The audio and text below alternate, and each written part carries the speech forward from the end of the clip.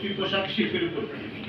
এরই প্রেক্ষিতে টেক্সটাইল ইঞ্জিনিয়ারদের পেশাজীবী সংগঠন হিসেবে ভবিষ্যৎ করণীয় ও সমস্যাগুলো চিহ্নিত করে সরকারের যথাযথ কর্তৃপক্ষের দৃষ্টিগোচর করার প্রত্যয়ে আমাদের আজকের এই আয়োজন।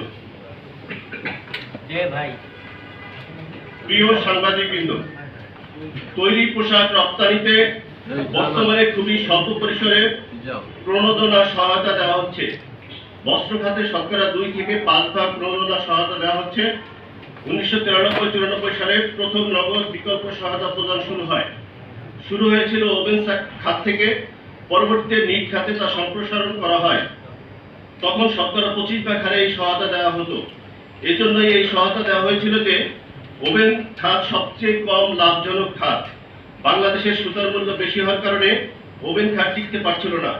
তখন নিট খাত খুব একটা সম্প্রসারিত হয়নি, কিন্তু এই নগদ সহায়তার কারণে নিট খাত খুব দ্রুত সম্প্রসারিত হয় এবং বস্ত্রশিল্পের বিকাশে গুরুত্বপূর্ণ অবদান রাখে।